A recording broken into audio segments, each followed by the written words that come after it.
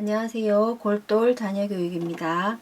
오늘은 곱셈의 개념을 이용해서 3 곱하기 1, 1 곱하기 3, 3 곱하기 0, 0 곱하기 3을 말로 표현해 보는 것을 한번 해보겠습니다. 곱셈의 개념은 같은 수를 더하는 것인데요. 2 곱하기 2는 2를 2번 더하는 것입니다. 그래서 2 더하기 2가 되고, 그래서 2 곱하기 2는 4가 되죠. 2 곱하기 3은 2를 3번 더하는 것이죠. 2 더하기 2 더하기 2. 그래서 2 곱하기 3은 6이 됩니다. 2 곱하기 1은 2를 한 번 더하는 것이죠. 그죠? 그래서 2가 되고, 3 곱하기 1은 3을 한 번 더하는 것이죠. 그래서 3 곱하기 1은 3이 되죠. 묶음으로 만약에 설명을 하려면 3개씩 한 묶음 이렇게도 설명을 할 수가 있습니다. 그림으로 표현하면 3개가 한 묶음이 된다는 거 그렇게 될 수가 있죠. 그래서 우리 구구단을 배울 때 2 곱하기 1, 3 곱하기 1 해서 9 곱하기 1은 9까지 했었죠. 어떤 수 곱하기 1은 항상 어떤 수가 된다는 것을 알 수 있습니다. 아까 2 곱하기 1, 3 곱하기 1 해서 9 곱하기 1까지 했었는데요. 1 곱하기 3도 한번 말로 표현해 보겠습니다. 1 곱하기 3은 1을 3번 더한다는 것입니다. 그래서 1 더하기 1 더하기 1이 되죠. 그래서 1 곱하기 3은 3이 된다는 걸 알 수가 있는데요.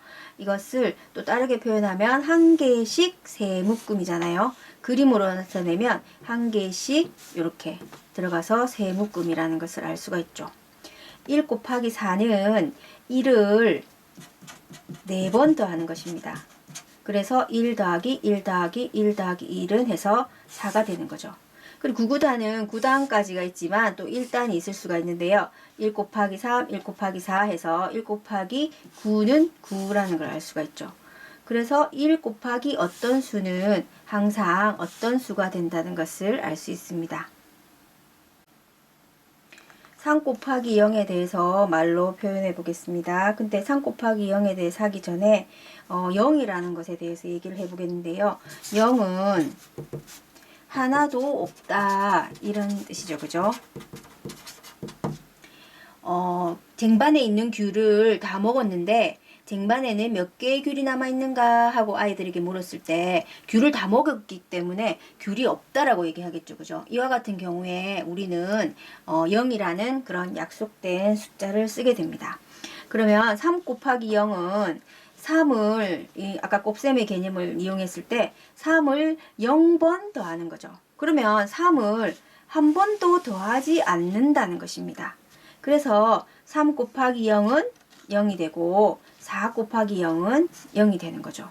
그래서 엄청 큰 수가 와도 곱하기 0을 하면 항상 0이 된다는 것을 알 수가 있습니다.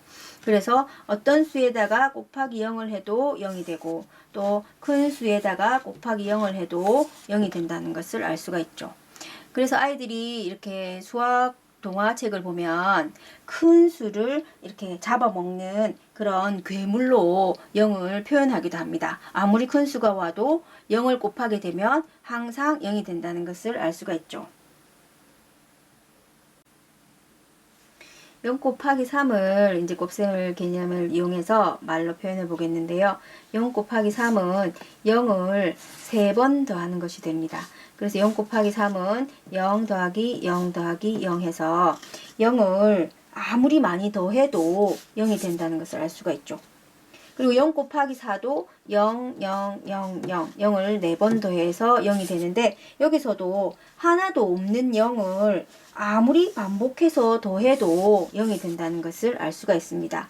그래서 0 곱하기 큰수 0이 되고 0에다가 어떤 수를 곱해도 0이 된다는 것을 알 수가 있죠. 0 곱하기 9는 당연히 0이겠죠. 아이들도 엄마 제가 퀴즈를 내볼게요 하고 0 곱하기 하고 큰 수를 막 적게 되겠죠. 0 곱하기 아무리 큰 수를 곱해도 0이 된다는 거 아이들이 보고 또 신기해하기도 하고 퀴즈 낼 때도 이런 퀴즈를 많이 내면서 재미있어 하기도 합니다.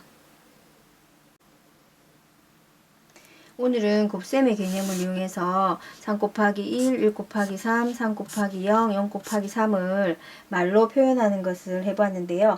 오늘 영상을 보고 아이와 함께 수학 일기를 저번에 말한 것처럼 한번 써보는 것도 괜찮을 것 같습니다. 곱셈의 개념을 다시 이해하는데 도움이 될 것 같습니다. 그리고 1과 0에 대해서도 아이들이 새롭게 알아가는 그러한 시간이 될 것 같습니다. 수학 공부를 하면서 0에 관해서는 의문점이 많이 생길 수 있습니다.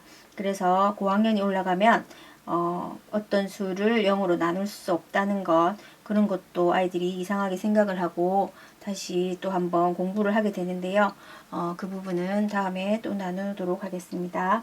오늘 제 영상을 보시고 도움이 되셨다면 구독, 좋아요 부탁드립니다. 감사합니다.